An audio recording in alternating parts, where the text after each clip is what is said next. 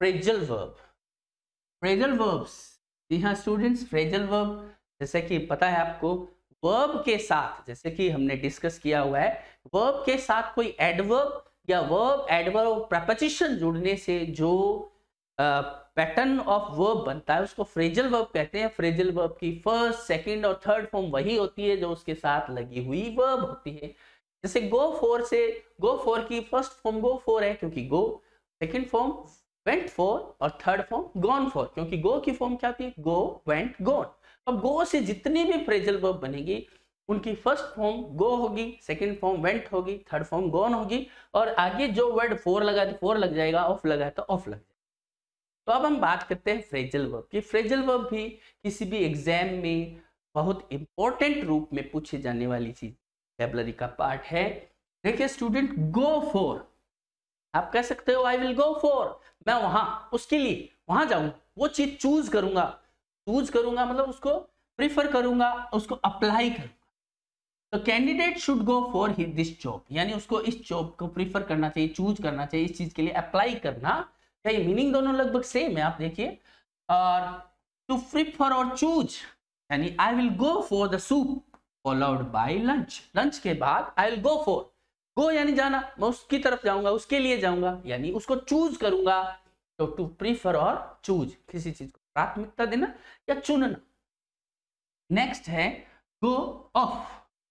देखो गो का मतलब जाना होता है, ऑफ जनरली दूरी के लिए आते हैं, चाहे सी ऑफ हो चाहे कम ऑफ हो। ऑफ वर्ड जहां पर लगता है अधिकतर दूरी के सेंस में आता है या कोई चीज की कंप्लीशन के लिए। अब आप इसको सीधा सीधा समझिए, हम किसी को गो ऑफ, चल जाना। अब इस चल जाना जो हम कहते हैं ना, इसको आप हर जगह अप्लाई कर दीजिए साथ। Go off, explode, to be fired, यानी कोई हथियार या जो पटाखे होते हैं, फायर वर्क्स होती है, उनका चल जाना, तब काम कर जाना। यानी फट जाना, कोई चीज है, कोई एम्यूनिशन है, कोई बंदूक है, तो चलना, फायर वर्क्स यानी पटाखे का या अनार का जो भी है, फट पड़ना या काम करना, चल जाना। तो अपने ये नहीं चलेगा, ये चल गया। तो आप देखिए, the revolver went of when he was cleaning it, जब वो उसको साफ कर रहा था तो वो बंदूक चल गई। बंदूक की चल गई, वो नहीं, बंदूक यानी गोली जो है वो चल गई। तो चल जाना का मतलब होगा एक्सप्लोड, टू बी, एक्सप्लोड और टू बी फायर्ड, किसी हथियार या पटाखे का चल जाना। नेक्स्ट कह रहा है बी सक्सेसफुल। देखो अगर हम कहें वो चल निकला, तेरी तो निकल पड़ी, चल पड़ी, तो चल जाने को अब आप देखिए, be successful of social occasion, कोई भी चीज का सक्सेसफुल होना, वो चल गए, प्रोडक्ट चल गया, तुम्हारा काम। या हम कहें कि ये बुक चल गई, इसका मतलब ये फिल्म चल गई, तो इसका मतलब सक्सेसफुल हो गई। तो ऑफ सोशल ओकेजन्स का सक्सेसफुल होने को गो ऑफ कहते हैं। The marriage ceremony went of properly, यानी वो सही तरीके से चलती रही। नेक्स्ट है स्टार्ट अ जर्नी या लीव, निकल पड़ना, चले जाना। स्टार्ट अ जर्नी, लीव, अब देखिए they have gone off, journey start करना या वहां से निकलना, they have gone off for the adventurous journey।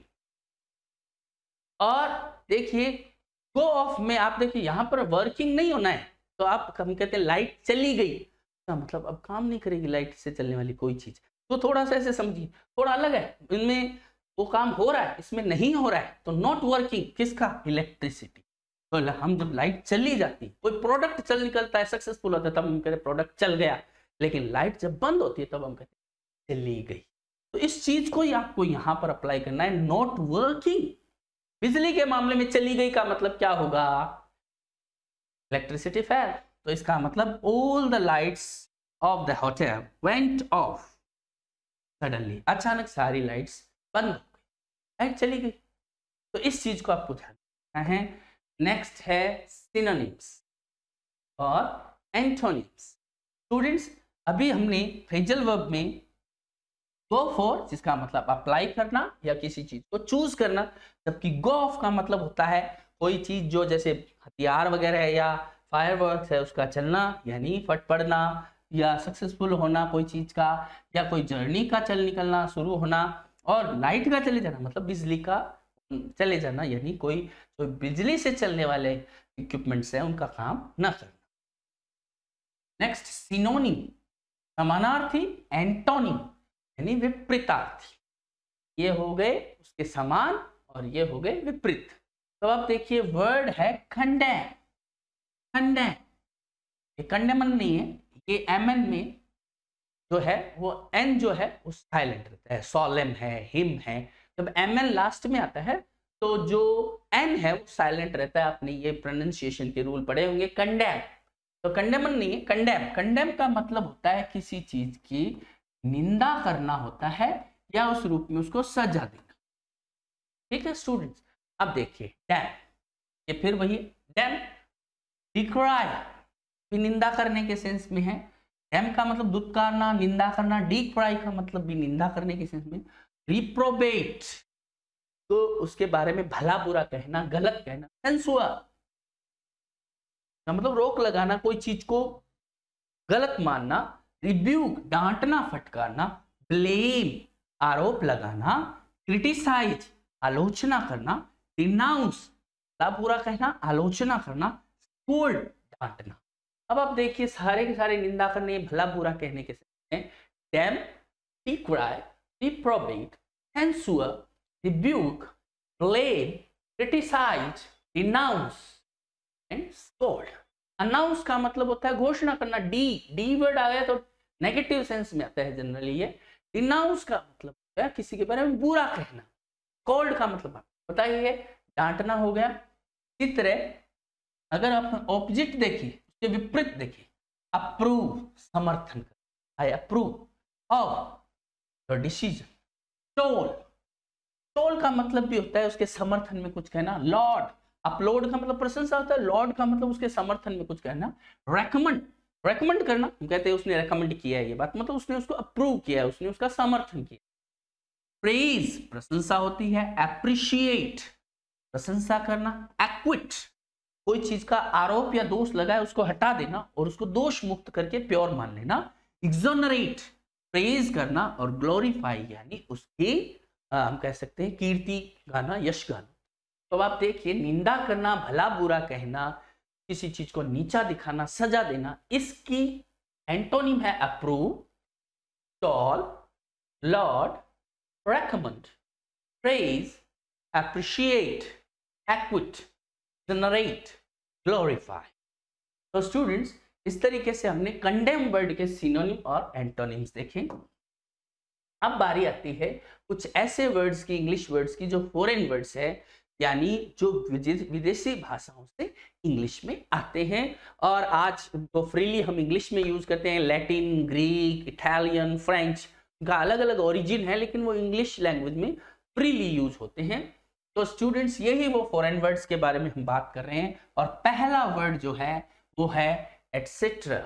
Etcetera जिसको हम शॉर्ट में ETC, एटसेट्रा। स्टूडेंट्स एक फैक्ट बताता हूं आपको इस वर्ड के बारे में, इस वर्ड के बारे में कि ये दुनिया के उन वर्ड्स के अंदर शामिल है जो इंग्लिश के वर्ड सबसे ज्यादा मिसप्रोनाउंस्ड किए जाते हैं लोगों के द्वारा। केवल इंडिया में ही नहीं बल्कि एवरीवेयर, इवन इन इंग्लैंड। यहां तक कि वहां के भी जो ग्रामीण लोग हैं या जो IPA के अकॉर्डिंग नहीं बोलते हैं, वो लोग इसका कई बार मिसप्रोनाउंसिएशन करते हैं। और आपने देखा होगा हम इसको बोलते हैं एटसेट्रा, क की साउंड ले आते हैं जबकि है ही नहीं। एटसेट्रा, एटसेट्रा यानी ETC, ये लैटिन भाषा से आया है। एटसेट्रा ETC शॉर्ट में लिखते हैं। एंड सो फोर्थ, इत्यादि, इत्यादि कहते हैं इत्यादि। दो चार एग्जाम्पल देने के बाद हमें लगता है बस एग्जाम्पल तो और भी है, तो हम लगा देते हैं आदि या इत्यादि। तो एटसेट्रा, ETC। अगला वर्ड है यूरेका। यूरेका, यूरेका देखिए स्टूडेंट, यूरेका इस वर्ड के पीछे भी एक स्टोरी है। आर्किमिडीज का नाम आपने सुना होगा, बहुत ही हम कह सकते हैं ग्रेट साइंटिस्ट हुए और उन्होंने बोयंसी जो होता है, उत्प्लावन बल जिसको कहते हैं, बोयंसी जो है उसकी खोज की, उसकी खोज की। यानी बोयंसी क्या चीज होता है? उत्प्लावन बल। जब आप पानी में होते हो तो पानी आपको जब कोई भी चीज को ऊपर की तरफ धकेलता है, इसलिए आप पानी से बाल्टी निकालते हो, जब तक वो डूबी हुई रहती है, आप इजीली उसको खींच लें, क्योंकि पानी भी उसको आपको अपनी तरफ से हेल्प कर रहा है। इस बॉयंसी, जो फोर्स ऑफ बॉयंसी होता है, उत्प्लावन बल जो होता है, इसकी खोज साइंस के फील्ड में आर्किमिडीज ने की थी। और आर्किमिडीज कहते हैं कि जब बाथ टब में ऐसे लेटे हुए थे, नहा रहे थे बाथ टब में, और उसी दौरान उनको उस बल का आभास हुआ और उनको लगा कि ये चीज है, तो वो इतने एक्साइटेड हुए, इतने ज्यादा हैप्पी हुए उस न्यूज से और उस खोज से, कि वो यूरिका यूरिका कहते हुए रोड पर विदाउट क्लोथ्स ही दौड़ने लग गए। इसलिए मैंने खोज लिया, I have discovered, I have found it.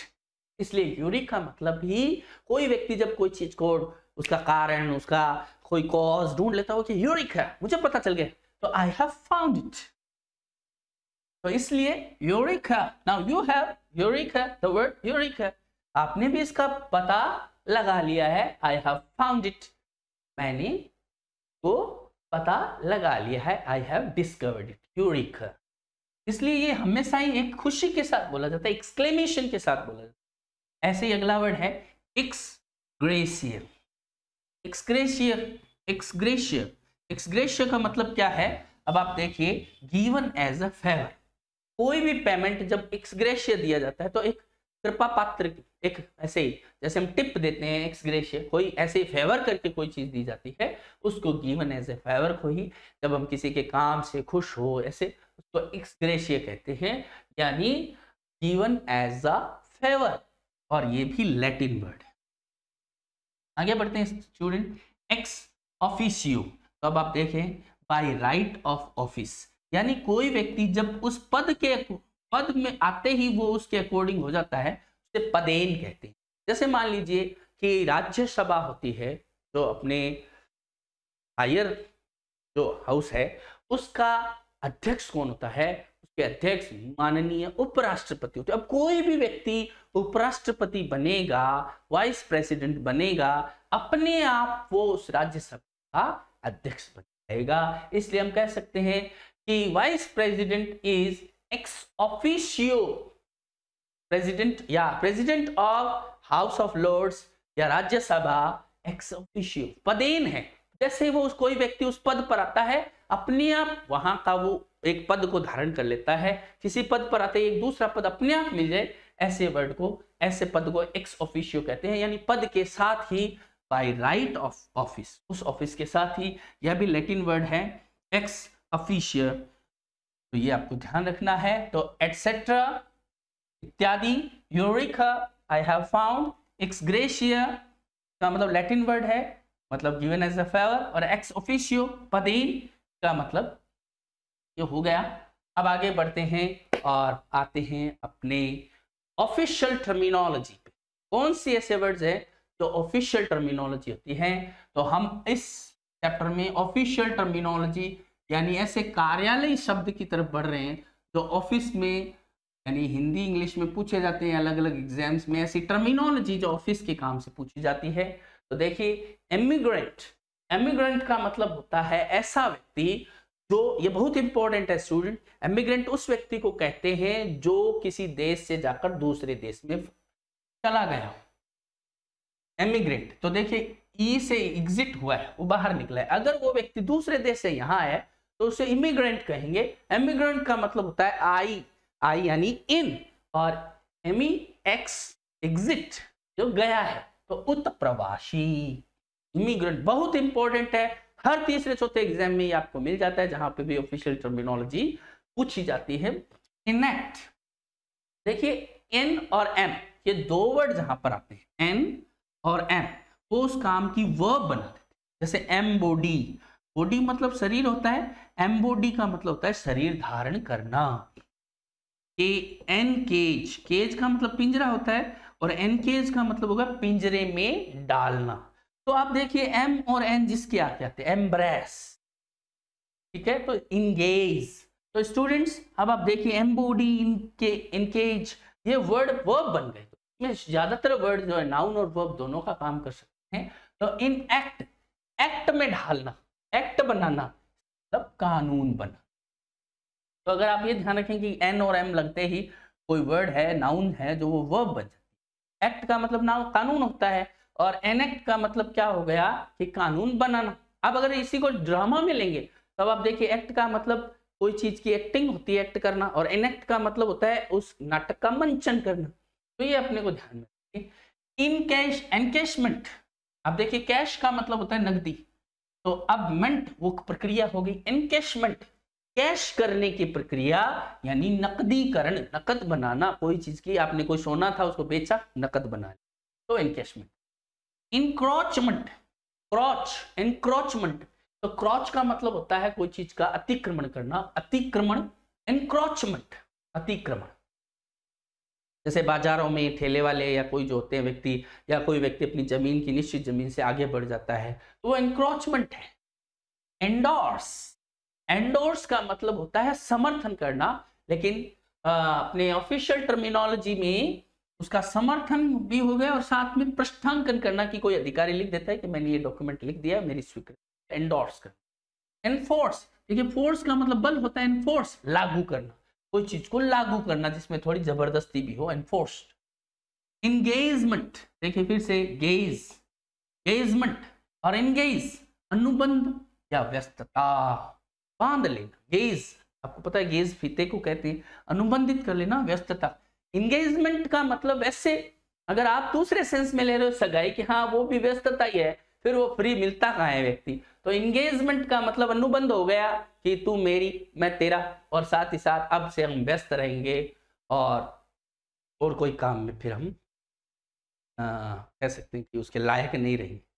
तो इसलिए एंगेजमेंट का मतलब ऑफिशियली अनुबंध या व्यस्तता को कहते हैं। एनरोलमेंट का मतलब नामांकन होता है, एनरोलमेंट नामांकन। एंटाइटल पात्र बनाना, एंटाइटल का मतलब हो गया कोई चीज का पात्र बनाना। एनसुइंग का मतलब आगामी, आगामी। इंसुइंग, एंटाइटल, देखिए इनरोलमेंट, रोल नंबर होते हैं, नामांक को कहते हैं। इनरोलमेंट नामांकन करना या नामांकन। टाइटल, तो आप देखिए टाइटल, कोई व्यक्ति का टाइटल, तो एंटाइटल उसका पात्र बना देना, उसके लायक बना देना। और सुइंग, इंसुइंग आगामी। और इंट्रस्ट, ट्रस्ट करना, और ट्रस्ट करके अब सौंप दिया इस जीवन का सब भार तुम्हारे हाथों में, तो इंटरेस्ट का मतलब है सौंपना। तो अब आप देखिए इमिग्रेंट, इमिग्रेंट का मतलब उत्प्रवासी। इनेक्ट का मतलब कानून बनाना। इनकैशमेंट कैश करना, नकदीकरण करना। इंक्रोचमेंट अतिक्रमण करना। एंडोर्स का मतलब होता है किसी चीज का समर्थन या प्रश्नांकन करना। फोर्स का मतलब होता है कोई चीज को लागू करना फोर्स से। इंगेजमेंट का मतलब अनुबंध करना या व्यस्तता करना, व्यस्त होना। और एनरोलमेंट का मतलब नामांकन। एंटाइटल पात्र बनाना। एनसुइंग आगामी। और एंट्रस्ट का मतलब ट्रस्ट करके कोई चीज ट्रस्ट करके सौंप दी, तो सौंपना। तो स्टूडेंट्स ये थे 21st डे के हमारे वोकैबुलरी का सेशन। अच्छा है, आपको समझ में आए होंगे, आपको याद करने में सुविधा होगी, आपको बहुत अच्छे से इनको लर्न करना है। 1-2 बार वीडियो देखने हैं, कुछ बातों से हमने इसको अटैच करने की, जोड़ने की कोशिश की है, ताकि एक हल्के फुल्के माहौल के साथ आप अपनी सारी वोकैबुलरी कंप्लीट कर पाओ। ऐसा आशा और विश्वास है कि हमारा ये प्रयास जो है आपके लिए हेल्पफुल होगा। Thanks for watching.